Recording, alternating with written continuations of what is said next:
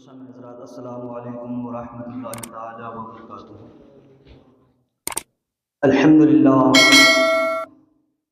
الحمدللہ رب العالمین والعاقبۃ للمتقین والصلاة والسلام علی سید المرسلین وعلی آلہ وصحبہ اجمعین، اما بعد فاعوذ باللہ من الشیطان الرجیم ببرکۃ بسم اللہ الرحمن الرحیم۔ سبحان الذي اسرى بعبده ليلا من المسجد الحرام والى المسجد الاقصى الذي باركنا حوله لنريه من آياتنا انه هو السميع البصير۔ صدق الله العظيم وصدق رسوله النبي الامين المتين المبين الكريم، ونحن على ذلك من الشاهدين والشاكرين والحمد لله رب العالمين۔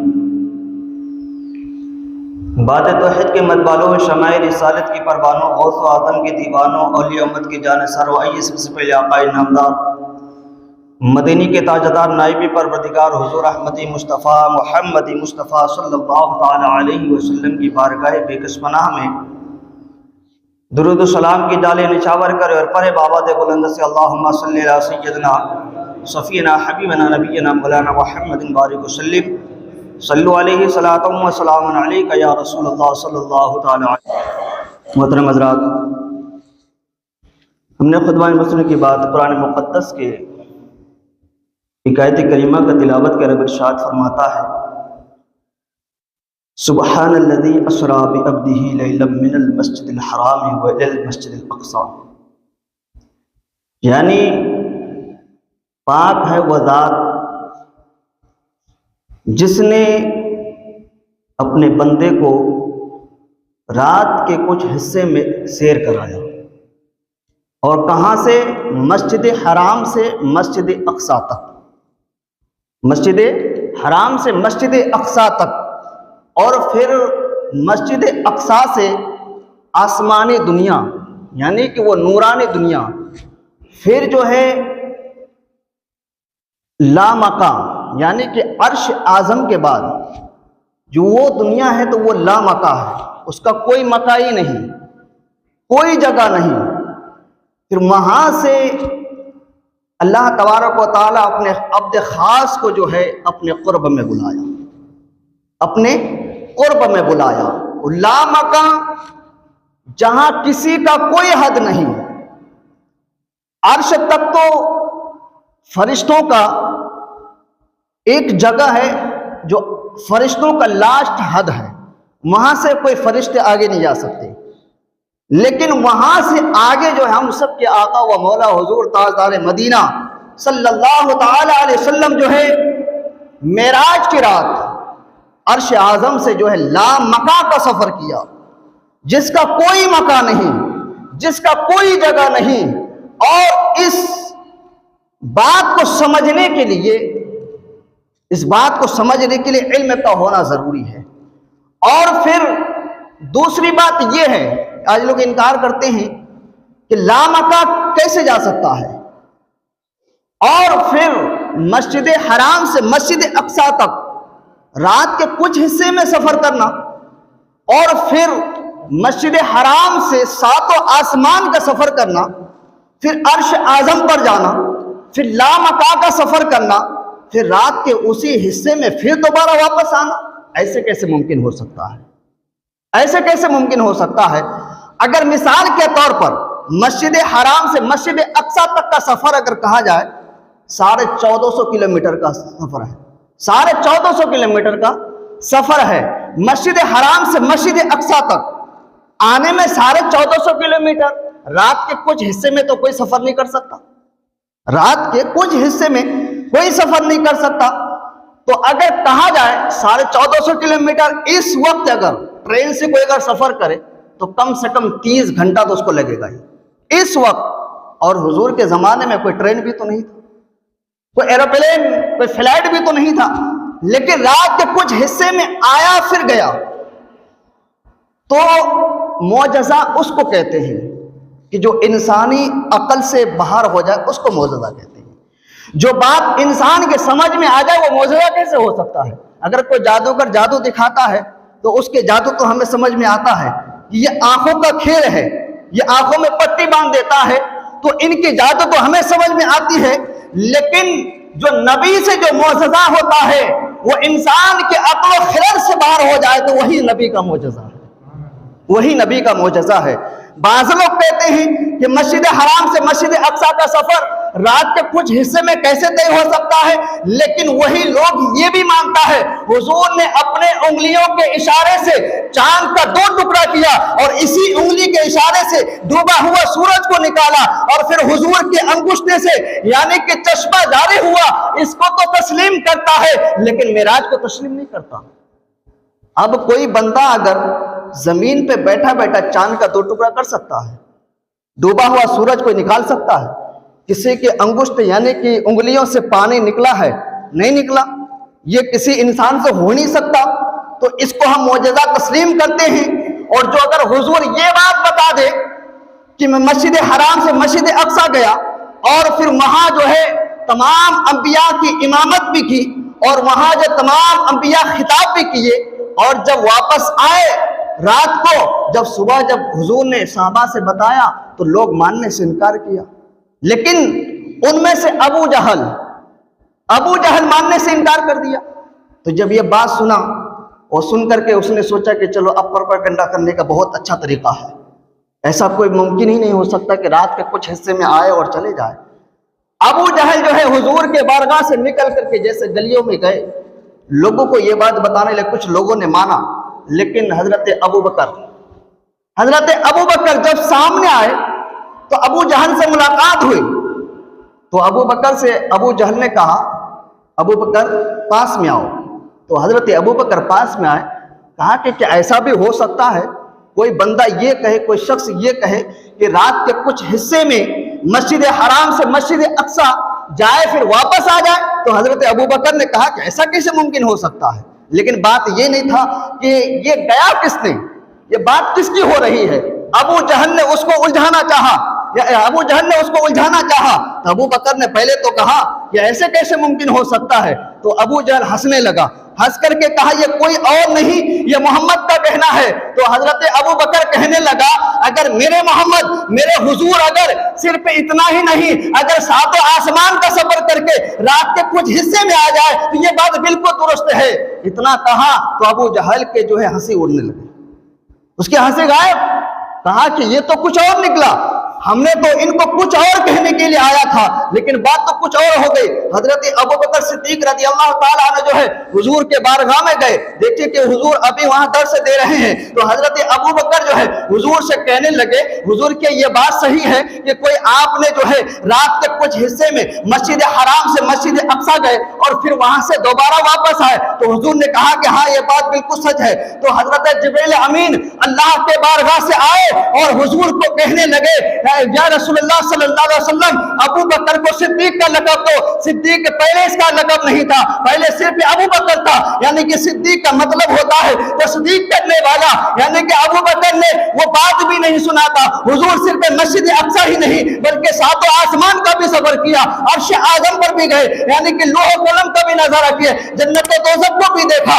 اور یہی نہیں رف رف سے سفر کر کے لامقام گئے اور پھر جو ہے تمام انبیاء سے ملاقات ہوئی۔ پھر لامقام میں جانے کے بعد اللہ تبارک و تعالیٰ نے اپنے محبوب کو اپنے قرب میں بلایا، پھر جو ہے پھر دوبارہ واپس آئے رات کے کچھ حصے میں۔ اتنا کہا تو حضرت جبریل امین آئے حضور کے بارگاہ میں عرض کرنے لگے یا رسول اللہ صلی اللہ علیہ وسلم ابو بکر کو اب صرف ابو بکر نہ کہا جائے بلکہ ابو بکر کو حضرت ابو بکر صدیق کہا جائے، یعنی کہ تصدیق کرنے والا۔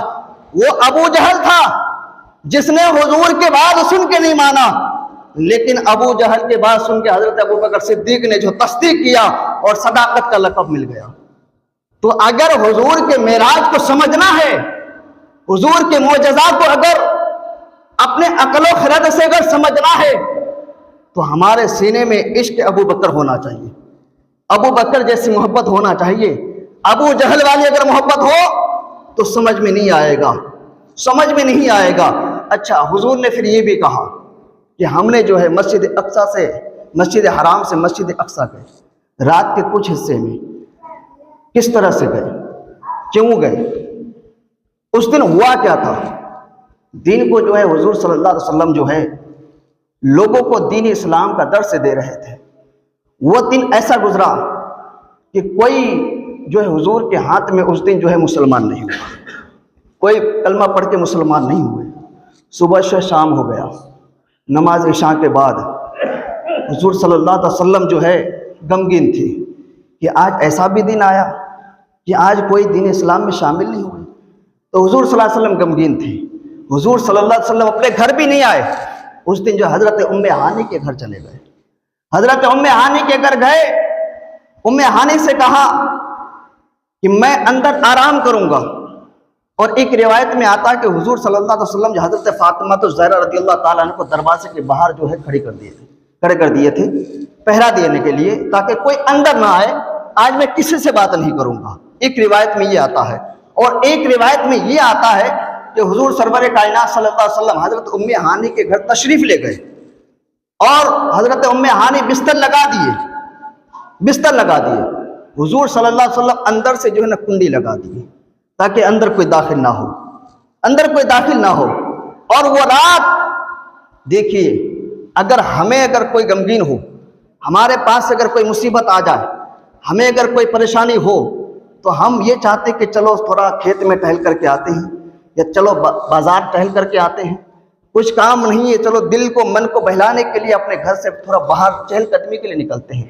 لیکن نبیوں کا چہل قدمی ایسا نہیں ہے کہ نبی جو ہے چہل قدمی کے لیے باہر جائے، بازاروں کو چکر لگائے، بلکہ اگر اللہ اپنے محبوب کو اگر سیر کرانا چاہتا ہے تو اپنے قرب میں بلا کر کے سیر کراتا ہے۔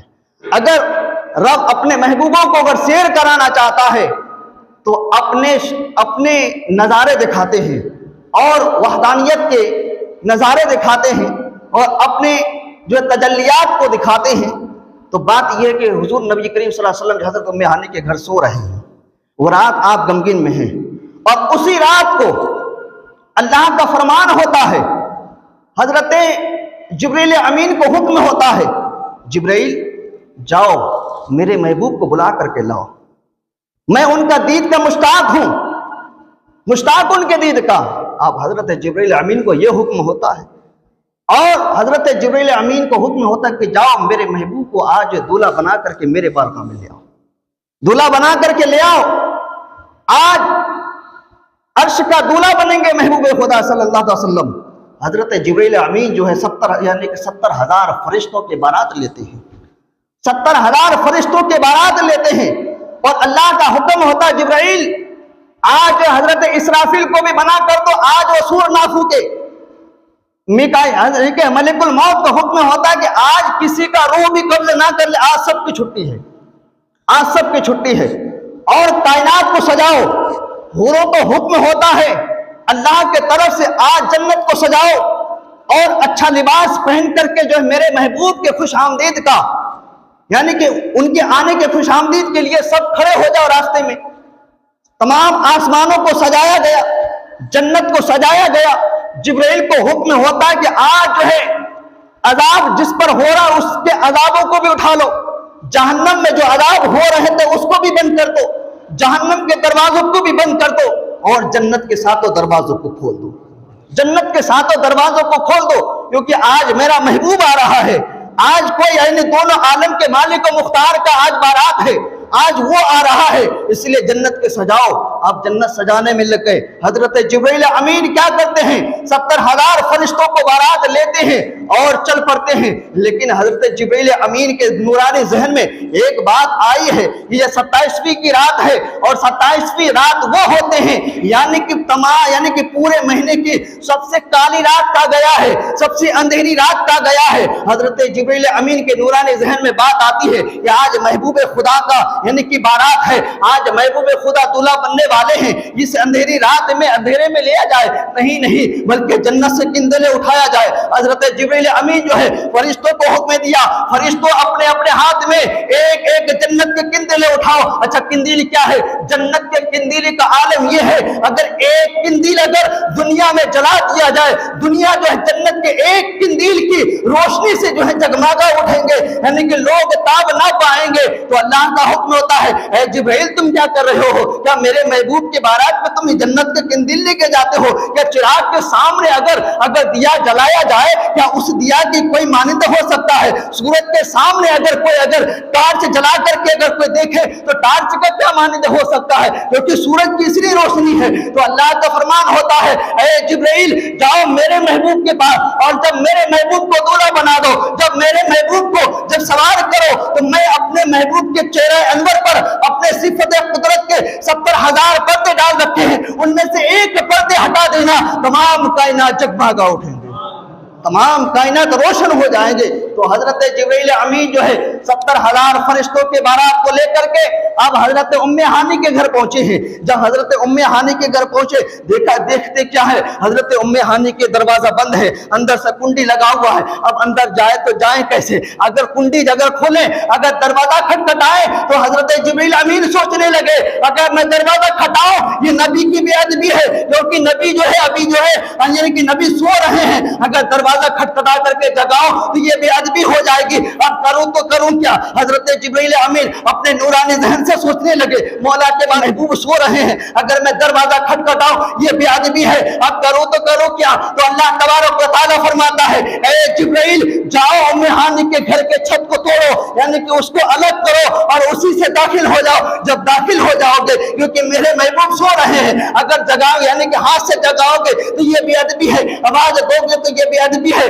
میں نے تمہارے لبوں کو یعنی کہ کافور کے بنا کے رکھا ہے, اپنے یعنی کہ اپنے نورانی لبوں کو, اپنے کافوری لبوں کو, میرے محبوب کے تلووں کو یعنی کہ چومنا, اس کو ملنا. جب میرے محبوب کے تلووں کو ٹھنڈک ہو جائیں گے میرے محبوب کی آنکھ اپنے آپ کھل جائیں گے, اپنے آپ کھل جائیں گے. دیکھیے نبی کا ادب, فرشتہ حضور کا کتنا ادب کر رہے ہیں.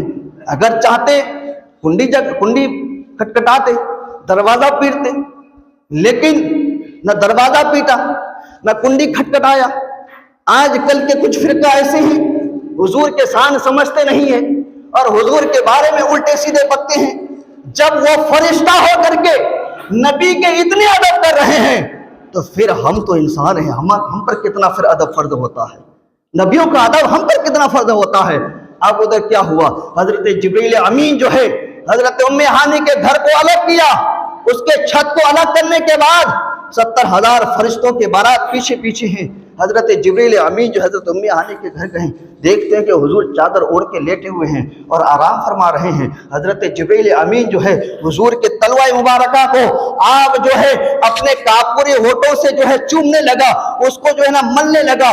جب ملا حضور کا آنکھ کھلا, ایک بار حضور کا آنکھ کھلا, کہا کہ جبرائیل کیوں آئے ہو, کیا بات ہے, آج تم کیوں آئے ہو, اتنی رات کو کیوں آئے ہو؟ تو جبرائیل کہتے ہیں یا رسول اللہ صلی اللہ علیہ وسلم, رب تعالیٰ کا حکم ہے, رب تعالیٰ آپ کا دیدار کا مستحق ہے, اس لیے آپ کو لے کر کے آئے ہیں. صرف ہم تنہا نہیں آئے بلکہ میرے پیچھے 70,000 یعنی کہ 70,000 فرشتوں کی بارات ہے. اس میں جو ہے میکائیل بھی ہے, اس میں جو اسرائیل بھی ہے, اس میں جو اسرافیل ہے, اس میں تمام فرشتے موجود ہیں. اس لیے آج کو یعنی کہ آج کی رات آپ کو جو ہے معراج کا دولہا بنانے کے لیے آئے ہیں. رب کا حکم ہے یا رسول اللہ صلی اللہ علیہ وسلم اٹھیں اور آپ کو تیار کرنا ہے. حضور صلی اللہ علیہ وسلم پھر سو جاتے ہیں, پھر یعنی کہ پھر حضرت جبرائیل امین اٹھاتے ہیں, پھر سو جاتے ہیں. دیکھیے اگر کسی کو کوئی بلاتے ہیں تو پھر عالم کیا ہوتا ہے.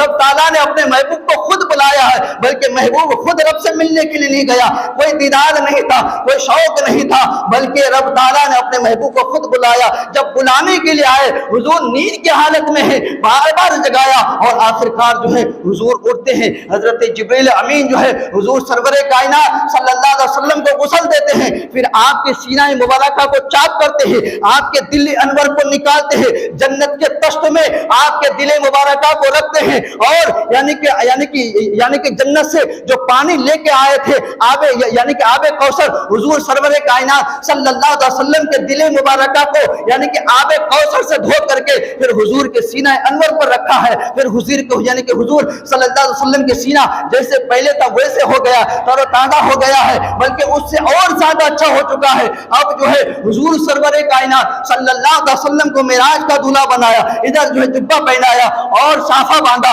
साफा बांधने के बाद अब सवारी का इंतजाम। सवारी कौन सा है? यानी कि जन्नत का वो सवारी जिसको यानी कि रिवायतों में आता है जन्नत के उस सवारी के नाम बुर्राक है। और उस बुर्राक का आलम क्या था?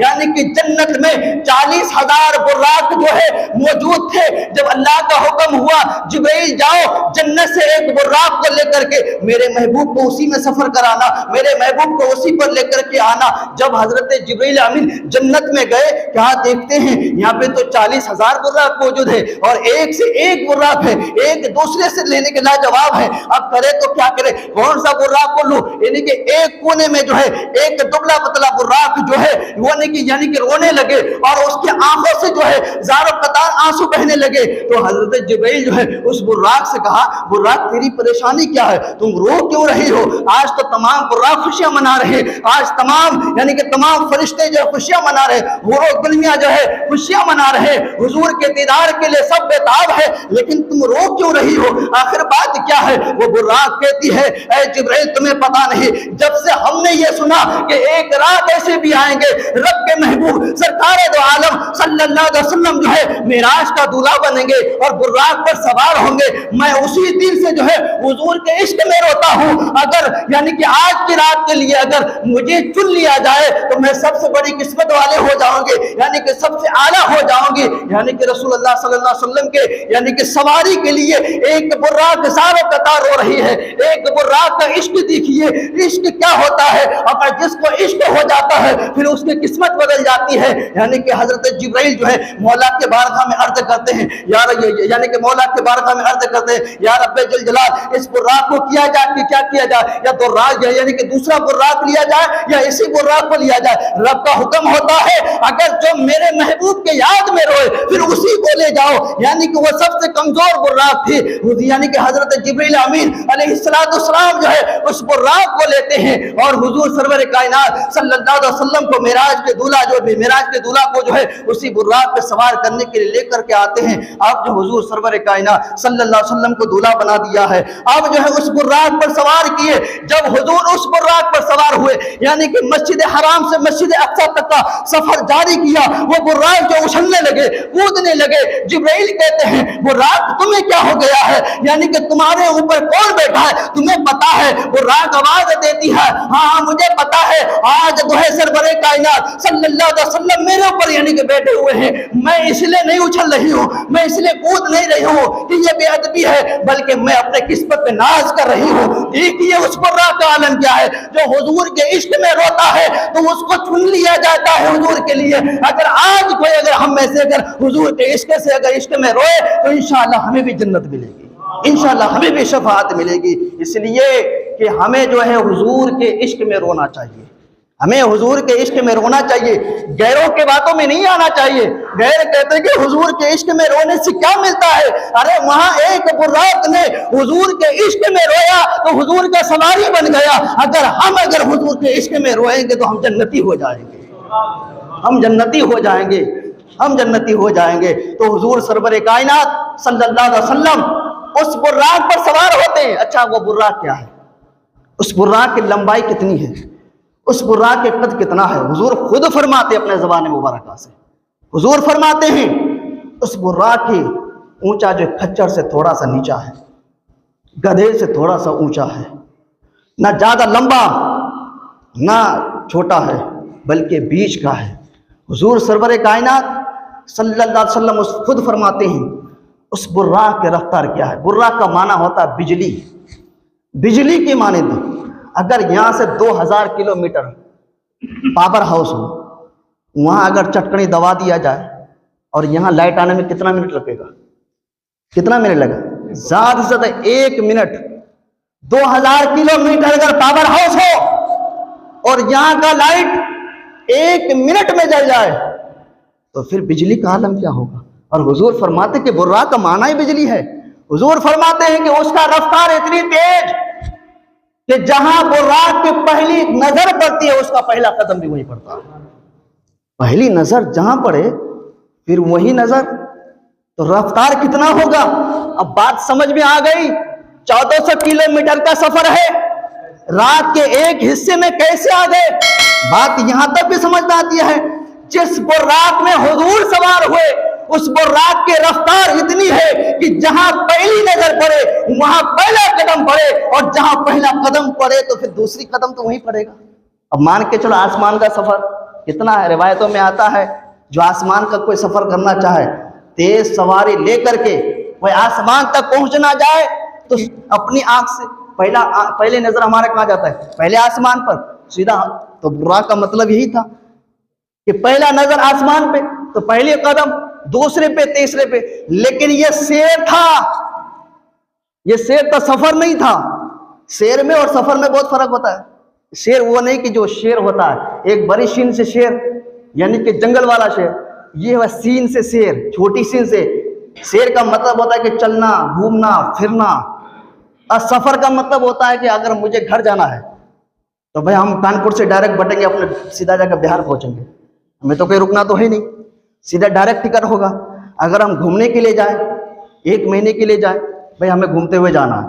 اگر میرا دل چاہا پہلے ہم کانپور گھومیں تو پہلے ہم کانپور کا ٹکٹ لیں گے، کانپور گھوم لیے. پھر میرا دل چاہا کہ نہیں چلو لکھنؤ بھی گھوم لیں، پاس میں ہے لکھنؤ بھی گھوم لیں گے. تو یہ سفر، یہ سیر ہے. اب حضور کا سیر، حضور ڈائریکٹ بھی نہیں گئے، حضور چلتے گئے اور دیکھتے گئے کہاں کا کیا کیا ہو رہا ہے. حضور کو یہ بھی پتا تھا کہ جب ہم معراج سے دوبارہ واپس آئیں گے لوگ انگلیاں بھی اٹھائیں گے، لوگ ہم سے سوال بھی کریں گے کہ رات کے کچھ حصے میں گئے اور آئے، دیکھیں کیا کیا. اور حضور جب آخر جس دن واپس آئے رات کو اور صبح جب حضور نے بتایا، اور اس سے پہلے جو ہے نا مکہ معظمہ سے 3 قافلہ بھی نکلے تھے، 3 قافلہ بھی نکلے تھے، اور تینوں قافلہ جو ہے مسجد اقصی کی طرف سفر تھا. اور جب حضور نے بتایا لوگوں نے کہا کہ ٹھیک ہے آپ اگر مسجد اقصی گئے تھے تو یہ بتاؤ کہ مسجد اقصی جانے میں کیا کیا دیکھے. حضور نے کہا کہ مکہ مکرمہ سے 3 قافلہ نکلے. لوگوں نے کہا کہ ہاں نکلے. کہا کہ 3 کا اچھا. پھر ان لوگوں نے کہا کہ 3 قافلے میں آپ کیا کیا دیکھے. حضور نے جو ہے تینوں قافلوں میں کتنے کتنے لوگ تھے وہ بھی بتائے. اور پہلے قافلے کا ایک اونٹ گم ہو گیا تھا، اس اونٹ کو بھی حضور نے ڈھونڈ کر کے اس قافلے والوں کا حوالہ بھی کیے. اس اونٹ میں پانی رکھا تھا، حضور اس پانی کو بھی پیے. ایک یہ ہو گیا. دوسرا قافلہ کے بارے بتایا کہ دوسرے قافلے کا ایک شخص جو ہے یعنی کہ ایک شخص جو ہے اپنے اونٹ سے گر گیا تھا. اچھا گرا کیوں تھا؟ کہ جب میں جس سواری پر سوار ہو کر کے چل رہے تھے وہ سواری میری اسی راستے سے چل رہی تھی، اور اس سواری کے تیز رفتار کی وجہ سے جو ہے وہ اونٹ جو بدک گیا تھا، یعنی کہ ادھر ادھر بھاگنے لگا. اس اونٹ میں جو بیٹھا ہوا تھا وہ گر گیا، اس کا ایک ہاتھ ٹوٹ گیا ہے، وہ اپنے ہاتھوں میں پٹی باندھے ہوئے ہیں. اسی طرح سے تینوں چیزوں کے بارے بتایا. جب وہ قافلہ واپس آیا حضور نے کہا کہ ایسے ایسے ہوا تھا. جب وہ قافلہ واپس آیا تو لوگوں نے پوچھا کہ بتاؤ پہلے قافلے میں اس طرح کا ہوا تھا، اونٹ گم ہوا تھا؟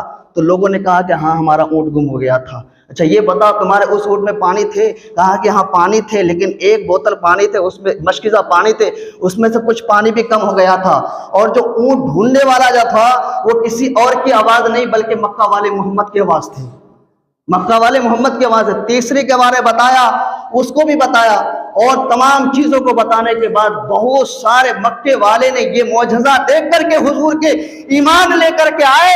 اور ابو جہل کا جو یعنی کہ شاگرد تھا، ان کا غلام تھا، وہ حضور کا جو بائیکاٹ کرنے لگا. آج وہی ابو جہل آج اس دنیا میں موجود ہے، آج ہمارے دور میں بھی موجود ہے. آج اس لیے وہ بھی نہیں مانتا، کل وہ نہیں مانا تھا، آج یہ نہیں مان رہے. ہم صدیق والے ہیں، ہم عمر والے ہیں، ہم علی والے ہیں، عثمان والے ہیں. تو ہم کل بھی مان رہے تھے، انشاءاللہ آج بھی مان رہے، اور صبح قیامت تک مانتے رہیں گے، صبح قیامت تک مانتے رہیں گے. معراج کو سمجھنا کوئی ایسے ویسی بات نہیں ہے. معراج وہ ایک حضور کے معجزوں میں سے ایک وہ ایسا معجزہ ہے لیکن تمام معجزہ سے بھاری بھرکم اعلیٰ اور عرفہ جو ہے معجزہ حضور کے معراج کا ہی معجزہ ہے. کیونکہ اس کو سمجھنے کے لیے ہمارے عقل و خرد میں جو بات نہیں آئے گی وہی معجزہ ہے، وہی معجزہ ہے۔ بعض لوگ کہتے ہیں کہ حضور آسمان پر کیسے گئے؟ آسمان پہ کوئی کھڑکی نہیں ہے، کوئی وینٹیلیشن نہیں ہے، کوئی گیٹ نہیں ہے، حضور گئے کیسے؟ میں ان سے کہتا ہوں ہم سب کے باپ حضرت آدم علیہ السلام آئے کہاں سے؟ کہاں سے آئے تھے؟ جنت سے تو آئے تھے نا، جنت سے آئے تھے کہ نہیں؟ حضرت عیسیٰ علیہ السلام کو سولی میں عیسائیوں نے جب چڑھانا چاہا، اللہ نے اپنے پیغمبر حضرت عیسیٰ علیہ السلام کو آسمانی دنیا میں اٹھائے کہ نہیں اٹھائے؟ جب عام نبیوں کا جب یہ عالم ہے تو پھر امام الانبیاء کا عالم کیا ہوگا؟ امام الانبیاء کا عالم کیا ہوگا؟ جو آئے وہ دوبارہ گیا نہیں، لیکن حضور گئے بھی آئے بھی، حضور گئے بھی آئے بھی، تو حضور تو افضل الانبیاء ہے، امام الانبیاء ہے، اور مسجد اقصیٰ میں تمام انبیاء کی امامت بھی کیے۔ اچھا، تمام انبیاء کی امامت کیسے کوئی کر سکتا بھائی؟ حضرت آدم سے لے کر کے حضرت عیسیٰ علیہ السلام تک تمام انبیاء وہ موجود تھے یا نہیں تھے؟ اور تمام انبیاء تو الگ الگ جگہ ہیں، کوئی سری لنکا میں ہے، کوئی وہاں میں ہے، کوئی یہاں، کوئی وہاں، کوئی وہاں، لیکن 10,000 صرف 10,000 انبیاء مسجد اقصیٰ کے ارد گرد دفن ہیں، 10,000، لیکن یہاں پہ تو 1,24,000 کی بات ہے۔ سب آئے کیسے؟ اور حضرت موسیٰ علیہ السلام کے بارے میں تو جانتے ہیں، حضرت موسیٰ علیہ چوتھے آسمان پر نماز پڑھ رہے تھے، چوتھے آسمان پر نماز پڑھ رہے تھے، پھر آئے کیسے؟ جب عام انبیاء آ سکتے ہیں مسجد اقصیٰ، اور پھر حضور سے پہلے پھر اپنے جگہ پہنچ گئے، حضور سے پہلے استقبال کے لیے اپنی اپنی جگہ پہ پہنچ گئے۔ حضرت ابراہیم 7ویں آسمان پہ، حضرت اسماعیل 6ٹھے آسمان پہ ہے، تمام انبیاء الگ الگ آسمان پہ ہے، آئے بھی اور گئے بھی۔ حضور ابھی مسجد اقصیٰ میں ہیں اور وہاں سے پہلے اور اپنی اپنی جگہ چلے گئے۔ تو یہ معجزہ ہماری عقل میں نہیں آ سکتی ہے، ہمارے ذہن اتنا قوی نہیں ہے کہ ہم اس کو سمجھے۔ اگر اس کو سمجھ ہی جائیں گے تو پھر معجزہ نام کا پھر کیا چیز ہوگا؟ جو ہماری عقل اور سمجھ سے باہر ہو جائے وہی نبیوں کا معجزہ ہوتا ہے۔ انشاءاللہ پھر اگلے جمعہ جو ہے معراج مصطفیٰ جہاں سے ہم چھوڑے ہیں، کیونکہ جب حضور آئے اور جس دن گئے تھے وہ رات تھم بھی گیا تھا، وقت تھم گیا تھا، کیونکہ حضور سرور کائنات جانے کائنات ہے، روح کائنات ہے، کیونکہ جس چیز سے روح نکل جاتی ہے وہی چیز وہ تھم جائے۔ اگر میں ابھی بولوں، اگر میں ایک لفظ، اگر میں اللہ اکبر کہنا چاہوں، اللہ کہہ کر کے اکبر بھی نہ کہ اس سے پہلے ہمارے سانس اٹک جائے تو ہمارے تو وہ وقت تھم گیا۔ پھر میں اکبر کہوں، اس سے پہلے اگر ہمیں سانس آ جاتی ہے تو پھر ہم بولنے لگیں گے۔ تو یہ حضور روح کائنات ہے، اس تو تمام چیزوں کے جان نکل گئی، جہاں وقت تھما تھا وہی رک گیا تھا، اور حضور جب تشریف لے کر کے آئے وقت پھر وہیں سے شروع ہونا شروع۔ تو انشاءاللہ پھر اگلے جمعہ جو ہے معراج مصطفیٰ کے بارے میں وہ کہیں گے۔ اور 27ویں شب کا، میں نے پچھلے جمعہ بتایا تھا کہ 27ویں شب کا ہر کوئی روزہ رکھے، اور اس روزے کی فضیلت حضور خود فرماتے ہیں کہ 27ویں شب کا، یعنی کہ 27ویں تاریخ کا جو روزہ رکھتا ہے، اللہ تبارک و تعالیٰ ان کو نفلی 60 روزوں کا ثواب عطا کرتا ہے، 60 روزے کی ثواب عطا کرتا ہے۔ اگر 2 نہیں ہو سکے تو 26 کا اور 27 کا رکھے، اگر 26 کا نہیں تو 27 کا ضرور رکھے، اور 27 کو اپنے اپنے گھروں میں فاتحہ خوانی کرے، تبرکات بانٹے، کیونکہ حضور کے صدقے ہمیں سب ملا، سب انہی کی ہی کائنات ہے، اور انہی کے صدقے ہمیں ایمان ملا، جان ملا، قرآن ملا، دین ملا، ہر چیز انہی کے صدقے ملا۔ تو ہمیں ہونا چاہیے کہ ہم اپنے مالوں سے کچھ اس کے نام سے بھی صدقہ کریں۔ السلام علیکم ورحمۃ اللہ۔